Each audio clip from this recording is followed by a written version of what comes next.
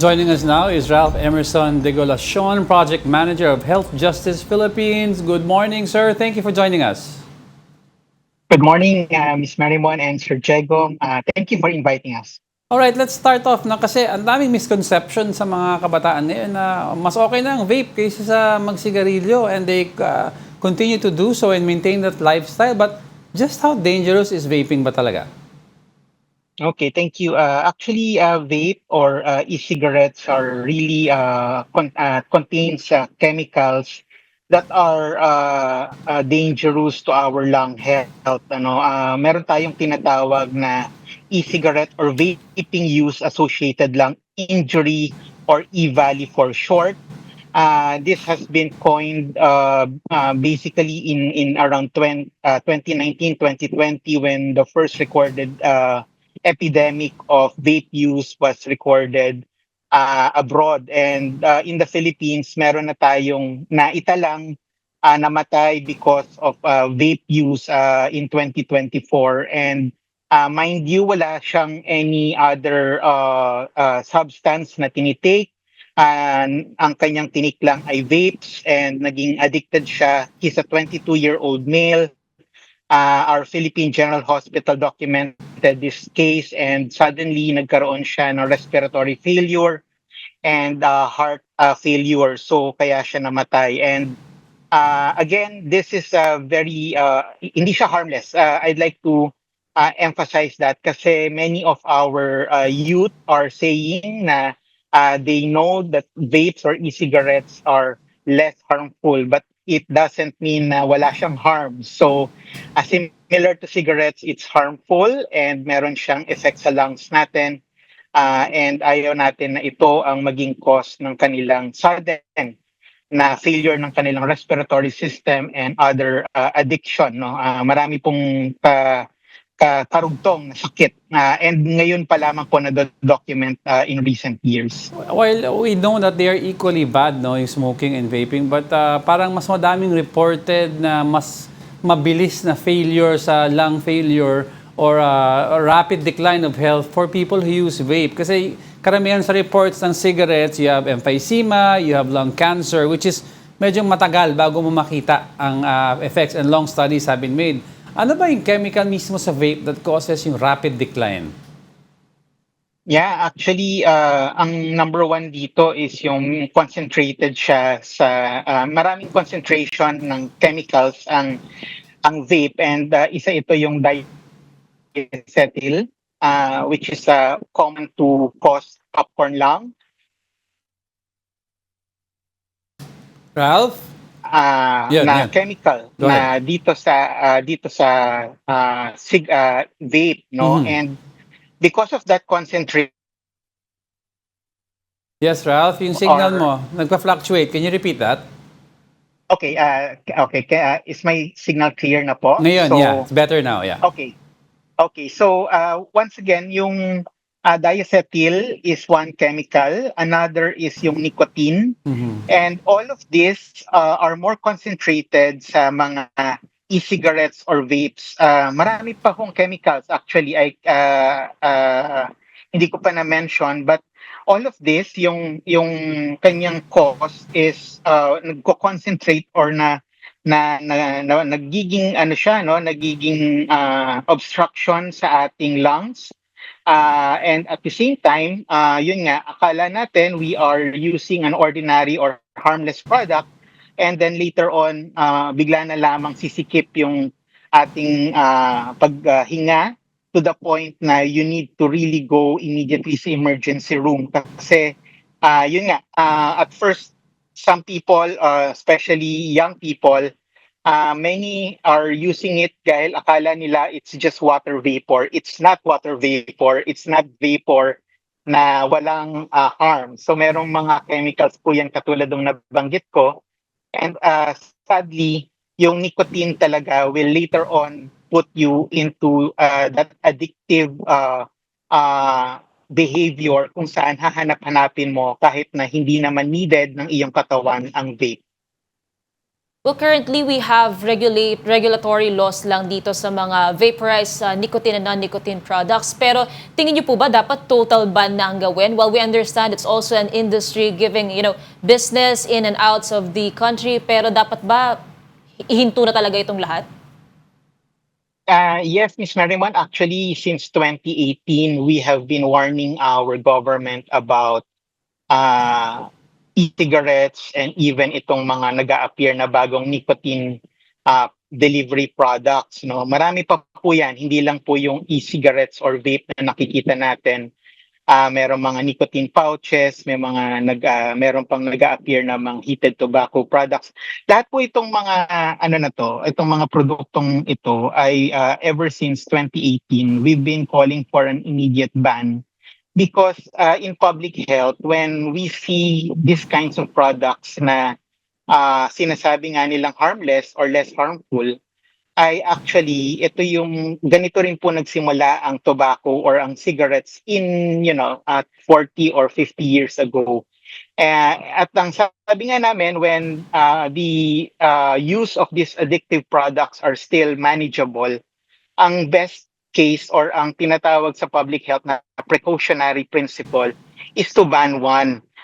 Just to share to your audience, before our vape law, the Philippine government regulated formally vapes in 2022.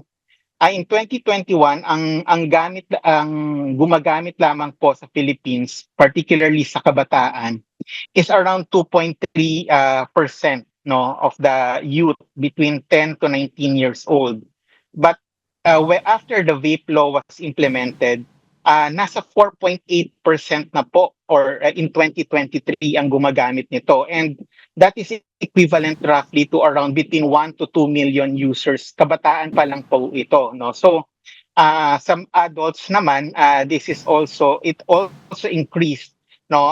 Kung titignan natin ang statistics ng government natin, ay from 19% in 2021, it is now 24.4% in 2023. So that's roughly around 2 million adults are already vaping, and we don't want this to further increase. Kaya po ang aming panawagan is really to support banning, kasi 8 out of 11 ASEAN countries already banned e-cigarettes or vapes in their jurisdiction. Alright, so yung call nyo is total ban, pero pinag-uusapan dito regulating it, especially online, kasi some groups naman are pointing out to the fact na ang problema is the online selling, not really so much yung physical selling. Are you willing to work with this muna just to get at least a way to regulate yung paggamit? Kasi yung packaging, grabe, yung packaging meron na bubble gum flavor. Kala mo pang bata ang packaging, so na-entice ang younger generation. Correct. Sir Jagot, sa amin, we are willing to work with our government and policy makers. No, it's really important to note that while there is recognition that we are regulating it right now, we need to move towards the ban. And you're correct. The immediate solution is to restrict sales through online, lalo na po sa mga online shopping platforms. We have seen how vape and e-cigarettes are being marketed falsely sa ating mga online users, lalo na sa mga kabataan. Kasi meron po sa ating batas na regulation, sinasabing provisions to regulate online sales. But honestly speaking, we feel and we think, no, nakikita namin na it is not effective dahil nakakalusot pa rin po at even the below 18 years old, kasi sa ating bansa 18 years old ang pinapayagan to purchase and use e-cigarettes, so we think it should be higher. Our push is really to make it around 25 years old dahil nandoon daw ang parang pinaka medically sabihin na nating maturity of anyone who's using these kinds of substances. It should be around 25 years old, so increase natin and then ban vaping sa online, yung sales niya, and of course yung flavors. Very important na matigil yung pagbebenta ng mga may flavors po, kasi tama po kayo doon, marami sa mga flavors. There are around 15 to 17,000 flavors out there. To be honest, at karamihan dito are marketed to kids or young people, like yung mga fruity, yung mga desserts, very ano to, alarming kasi desserts and fruits, these are really very familiar ano sa mga kabataan nating nandito, no. So yun po yung mga first good steps, but our government needs to set those targets immediately. Oo nga, meron pang mga soft drinks flavored, mga pagkain pa na very enticing, especially sa mga kabataan. Pero moving forward, kung magkaroon ng total ban, ano kayang alternatives ang pwede, especially for those na baka masyadong napaaga yung paggamit nila ng vape, so naging parte na ng quote-unquote sistema nila. Meron mga lumalabas kasi ng mga herbal daw na alternatives, pero for those kaya na baka magkaroon ng withdrawal symptoms, ano yung pwedeng alternatives nila to cope should a total ban take place?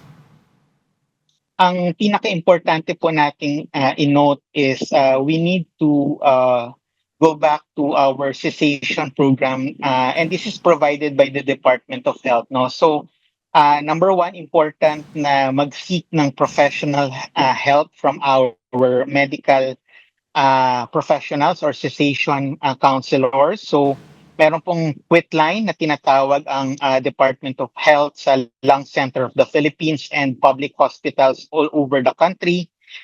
Mahalaga pong doon tayo magpunta, hindi po sa vape shop or sa mga online lamang na ginugugel ng ating mga kababayan or ng mga kabataan, no. Magandang mag-seek ng help from a medical professional once we are addicted. At meron tayong tinatawag at merong mga medically permitted na mga tinatawag na nicotine patches, which are available sa mga cessation clinics na accredited by our Department of Health. So important po yun. And of course, pangatlo, kung kaya nating sigurong mag-set ng katulad na sa sigarilyo, no, if we can do what they call cold turkey, that would be ideal. But again, it's a bit tricky for many of our people once they get addicted to this product. So magandang magkaroon ka ng either peer counselor or yung kasama mo to quit para mas na-encourage ka. And we also encourage the public to just check yung mga advisories from our trusted public health or international organizations like WHO or Department of Health for sound advices, including sa mga medical societies natin. All right, thank you for your time, Ralph Emerson de Goliacion, Project Manager of Health Justice Philippines. Maraming salamat po.